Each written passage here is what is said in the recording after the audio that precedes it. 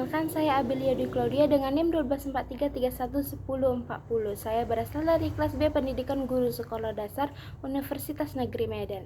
Nah, saya di sini ingin menjawab beberapa pertanyaan terkait dengan konsep dasar pendidikan kewarganegaraan. Langsung saja ke pertanyaan pertamanya ya. Nah, pertanyaan pertamanya yaitu jelaskan pengertian, tugas, dan fungsi pendidikan kewarganegaraan. Nah, jika dilihat dari menurut para ahli, sebenarnya pengertian pendidikan kewarganegaraan ini ada banyak teman-teman. Tapi di sini saya tidak akan menyebutkan satu persatu, saya hanya akan menyebutkan pengertian menurut salah satu ahli. Nah, di sini ada menurut ahli Winata Putra pada tahun 2001. Beliau mengatakan bahwa pendidikan kewarganegaraan adalah program pendidikan yang dirancang untuk membentuk peserta didik menjadi warga negara yang memiliki keterampilan kewarganegaraan, pengetahuan kewarganegaraan, dan karakter kewarganegaraan. Nah, jika dilihat dari semua pengertian menurut para ahli, dapat ditarik kesimpulan bahwa pendidikan kewarganegaraan adalah upaya atau proses pendidikan yang dirancang untuk membentuk peserta didik menjadi warga negara yang berkarakter, adil, jujur, dan bertanggung jawab sehingga dapat berperan aktif dalam masyarakat, bangsa, dan negara sesuai dengan ketentuan Pancasila dan Undang-Undang Dasar 1945. Nah, jika sudah tahu pengertiannya, sekarang kita ke tugas-tugasnya. Tugas pendidikan kewarganegaraan itu yaitu untuk membentuk generasi muda menjadi warga negara yang baik dan bertanggung jawab. Pendidikan kewarganegaraan juga bertugas untuk mengajarkan kita untuk memahami nilai-nilai dasar seperti Pancasila dan Undang-Undang Dasar. Bukan hanya itu teman-teman, tapi pendidikan kewarganegaraan juga bertugas untuk menanamkan nilai karakter yang kuat kepada siswa seperti sikap adil, jujur, dan toleransi. Nah, selain yang sudah disebutkan tadi, pendidikan kewarganegaraan juga bertugas untuk mengajarkan kita agar saling menghargai hak asasi manusia. Dan yang terakhir, pendidikan kewarganegaraan juga bertugas untuk selalu mendorong siswa agar aktif dalam berpartisipasi di dalam kehidupan masyarakat.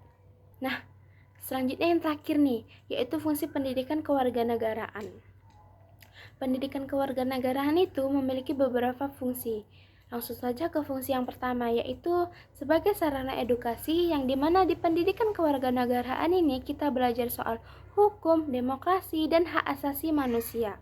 Fungsi yang kedua yaitu mencerdaskan kehidupan bangsa dengan menumbuhkan jati diri suatu bangsa. Fungsi yang ketiga yaitu membentuk nilai-nilai moral suatu bangsa. Dan fungsi yang terakhir yaitu sebagai penumbuh sikap patriotik dan toleransi warga negara. Selanjutnya ke pertanyaan kedua nih teman-teman, yang dimana pertanyaannya jelaskan nilai, norma, dan moral dalam pendidikan kewarganegaraan. Nilai yaitu prinsip, tujuan, atau standar sosial yang dipertahankan oleh individu ataupun kelompok. Dan nilai itu juga merupakan keyakinan atau kepercayaan seseorang mengenai apa yang patut atau tidak patut dilakukan seseorang. Contohnya, nilai toleransi. Nilai toleransi yang dimana setiap orang itu harus saling menghargai perbedaan pendapat dan keyakinan orang lain. Nah, nilai itu dibagi menjadi beberapa jenis, yaitu yang pertama nilai moral. Nilai moral ini mengajarkan kita membedakan mana yang baik dan yang buruk. Selanjutnya ada nilai sosial. Nilai sosial ini tentang hubungan antar individu dalam masyarakat. Yang ketiga ada nilai budaya. Nilai budaya ini berkaitan dengan kebiasaan atau tindakan di masyarakat. Yang keempat ada nilai religius, yang dimana pastinya di nilai religius ini berkaitan dengan ajaran agama atau kepercayaan. Dan yang terakhir ada nilai kewarganegaraan, yang dimana berkaitan dengan sikap dan perilaku sebagai warga negara. Sedangkan norma adalah aturan atau pedoman yang mengatur bagaimana seharusnya seseorang bertindak dalam masyarakat demi mencapai nilai tertentu. Dan apabila dilanggar, pastinya akan mengakibatkan sanksi. Contohnya norma hukum yang diatur oleh pemerintah yang berfungsi untuk menjaga keadilan dan ketertiban masyarakat. Nah, Norma pendidikan kewarganegaraan ini juga memiliki beberapa fungsi, yaitu yang pertama norma agama yang berkaitan dengan aturan berdasarkan agama. Yang kedua norma kesusilaan yang berkaitan dengan aturan berdasarkan hati nurani. Yang ketiga norma hukum yang berkaitan dengan aturan tertulis yang ditetapkan oleh negara. Dan yang terakhir norma kesopanan yang berkaitan dengan bagaimana cara kita bersikap dalam bertindak. Dan yang terakhir adalah moral. Moral adalah tindakan baik dan buruknya manusia sebagai individu ataupun masyarakat yang disesuaikan dengan ukuran-ukuran tindakan yang diterima oleh umum. Contohnya menolong orang lain, bersikap jujur, dan bertanggung jawab. Nah, selanjutnya kita ke jenis-jenis moral. Jenis yang pertama yaitu moral individu, yang artinya sikap dan perilaku terhadap pribadi. Yang kedua, moral sosial, yang artinya sikap dan perilaku terhadap orang lain. Dan yang ketiga, moral politik, yang artinya sikap dan perilaku terhadap negara. Nah, selanjutnya ke pertanyaan yang tiga, yang dimana pertanyaannya adalah jelaskan pengertian tugas dan fungsi warga negara. Nah, yang pertama pengertian. Warga negara adalah individu atau seseorang yang secara resmi terdaftar dan secara hukum diakui sebagai anggota dari suatu negara dan menjadi bagian dari masyarakat di wilayah negara itu. Tugas warga negara adalah mematuhi hukum dan peraturan yang berlaku untuk menciptakan ketertiban dan keamanan. Tugas lainnya yaitu warga negara diwajibkan untuk membayar pajak sebagai kontribusi terhadap pembangunan dan penyediaan layanan publik. Nah, teman-teman, tugas kita sebagai warga negara itu bukan hanya itu, tapi kita sebagai warga negara juga bertugas untuk menjaga kerukunan terhadap sesama warga dengan menghormati perbedaan agama, ras, budaya, dan suku. Nah, sementara fungsi kewarganegaraan adalah menjaga kelestarian dan keberlangsungan negara melalui penghormatan hukum, HAM, persatuan, dan partisipasi dalam pembangunan dan pembelaan negara. Selanjutnya ke pertanyaan keempat, yaitu jelaskan hakikat dan fungsi Pancasila. Nah, yang pertama hakikat Pancasila. Hakikat Pancasila itu artinya inti atau makna yang mendasar dalam Pancasila. Jadi, hakikat Pancasila yaitu Pancasila adalah dasar hidup bangsa Indonesia yang mencerminkan ketentuan, kemanusiaan, persatuan, demokrasi, dan keadilan sosial. Pancasila itu bukan hanya sekedar dasar negara, tapi Pancasila juga panduan moral dan spiritual untuk membangun masyarakat yang adil, damai, dan bersatu dalam keberagaman. Nah, fungsi Pancasila yaitu yang pertama sebagai dasar negara. Pancasila sebagai dasar negara itu karena Pancasila menjadi landasan utama dalam pembentukan dan penyelenggaraan pemerintahan dan menjadi sumber kaidah hukum yang mengatur segala aspek sesuai dengan nilai-nilai yang berjalan. Yang kedua, Pancasila sebagai ideologi nasional. Artinya Pancasila menjadi arah dan tujuan bersama dalam membangun bangsa dan menjaga persatuan. Yang ketiga, Pancasila sebagai sumber dari segala sumber hukum. Artinya Pancasila menjadi dasar dari semua peraturan perundang-undangan yang berlaku di Indonesia. Dan yang keempat, Pancasila sebagai pandangan hidup. Artinya Pancasila menjadi pedoman atau acuan dalam kehidupan untuk membentuk karakter, etika, perilaku, dan moral yang sesuai dengan nilai Pancasila. Nah, selanjutnya ke pertanyaan yang kelima, yang dimana pertanyaannya adalah jelaskan pengertian, tujuan, dan fungsi konstitusi. Konstitusi adalah kumpulan aturan dasar dari kesepakatan dalam pembentukan suatu organisasi negara yang menjadi pedoman dalam mengatur tata cara penyelenggaraan pemerintahan dan hubungan antar lembaga-lembaga negara dan warga negara. Konstitusi ini bisa tertulis maupun tidak tertulis. Jika tertulis, dia itu berupa dokumen seperti Undang-Undang Dasar 1945, dan jika tidak tertulis, dia itu berupa norma yang diakui secara hukum. Tujuan konstitusi ini yang pertama untuk memberikan batasan dan pengawasan kekuasaan pemerintah agar tidak terjadi penyalahgunaan wewenang atau tindakan sewenang-wenang. Yang kedua, bertujuan untuk melindungi hak asasi manusia. Dalam hak asasi manusia, konstitusi ini memberi jaminan perlindungan terhadap hak-hak dasar warga negara. Jadi jika mereka tidak memiliki hak mereka dengan sepenuhnya, mereka punya dasar hukum untuk menuntut pemenuhan haknya.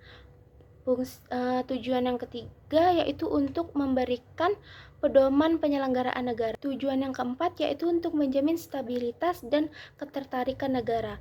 Dan tujuan yang terakhir yaitu untuk mewujudkan nilai-nilai dan ideal negara. Sedangkan fungsi konstitusi yaitu berfungsi sebagai hubungan antar lembaga negara. Nah, konstitusi itu bukan hanya berfungsi sebagai itu, tapi konstitusi juga berfungsi sebagai sumber legitimasi bagi kekuasaan negara dan penyelenggaraan pemerintah. Fungsi lainnya yaitu sebagai simbol pemersatu bangsa dan identitas nasional. Dan yang terakhir berfungsi sebagai pengatur prosedur dan mekanisme perubahan agar dapat disesuaikan dengan perkembangan zaman. Nah, selanjutnya ke pertanyaan ke-6, yaitu jelaskan prinsip pokok HAM. Prinsip pokok hak asasi manusia itu dibagi menjadi beberapa prinsip yang terkait dengan penghormatan, pemenuhan, pemajuan, dan perlindungan hak asasi manusia. Prinsip-prinsipnya yaitu yang pertama, prinsip universal. Artinya HAM itu berlaku bagi semua orang, termasuk apapun jenis kelaminnya, agamanya, statusnya, dan suku bangsanya. Yang kedua, tidak dapat dilepaskan. Artinya siapapun dengan alasan apapun tidak dapat dan tidak boleh mencerabut atau mengambil hak asasi seseorang. Yang ketiga yaitu prinsip tidak dapat dipisahkan. Artinya bahwa hak-hak sipil dan politik maupun ekonomi, sosial, dan budaya serta hak pembangunan itu tidak dapat dipisah-pisahkan baik dalam penerapannya, pemenuhan, pengawasan, dan pelaksanaannya. Prinsip yang keempat yaitu prinsip saling tergantung. Artinya hak asasi manusia itu saling bergantung satu sama lain, sehingga pemenuhan hak asasi yang satu akan mempengaruhi pemenuhan hak asasi yang lainnya. Prinsip yang kelima yaitu prinsip keseimbangan. Artinya perlu adanya keseimbangan dan keselarasan antara HAM perorangan dan kolektif. Dan yang terakhir yaitu prinsip partikularisme. Artinya kekhususan nasional dan regional serta berbagai latar belakang sejarah, budaya, dan agama adalah sesuatu yang penting dan harus selalu jadi pertimbangan. Selanjutnya ke pertanyaan ke-7, yang dimana pertanyaannya yaitu jelaskan apa yang Anda ketahui mengenai sistem pemerintahan Indonesia. Sistem pemerintahan Indonesia itu merupakan sistem presidensial yang berlandaskan dalam negara kesatuan yang berbentuk republik. Yang dimana di dalam sistem pemerintahan ini, presiden itu berperan sebagai kepala negara sekaligus kepala pemerintahan yang dipilih oleh rakyat setiap 5 tahun sekali.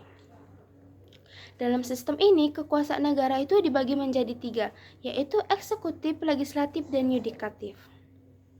Yang dimana eksekutif dijalankan oleh presiden dan kabinetnya, legislatif yang terdiri dari DPR, MPR, dan DPD, dan yudikatif yang dijalankan oleh Mahkamah Agung dan Badan Peradilan.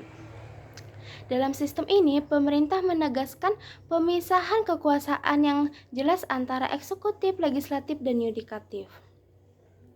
Sistem ini juga menjamin stabilitas pemerintahan, dan sistem ini juga menegaskan prinsip demokrasi dan kedaulatan rakyat melalui pemilu yang berlangsung secara umum, jujur, adil, bebas. Nah, selanjutnya soal yang terakhir, yaitu jelaskan 4 elemen pendidikan Pancasila pada kurikulum Merdeka.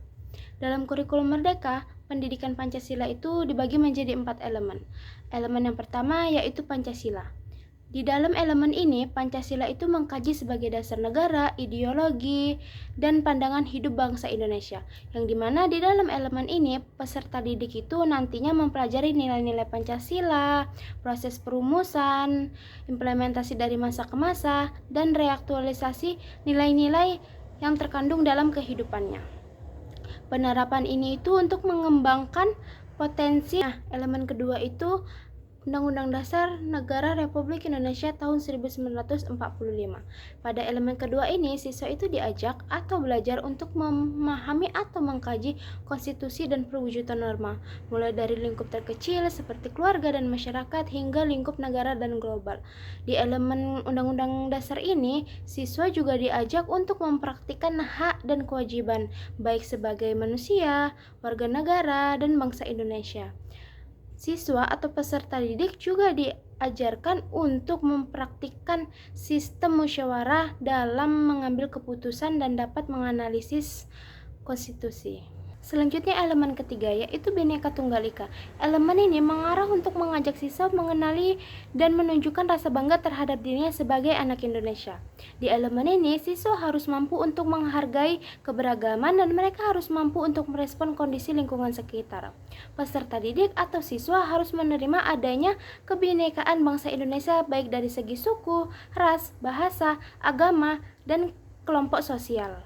Dan yang terakhir yaitu Negara Kesatuan Republik Indonesia. Di elemen ini, peserta didik itu mengkaji atau mengenali karakteristik bangsa dan kearifan lokal. Mereka harus menyadari bahwa mereka sebagai bagian dari menjaga keamanan dan pertahanan Negara Kesatuan Republik Indonesia. Intinya, mereka didorong untuk mempertahankan persatuan dan kesatuan bangsa Indonesia.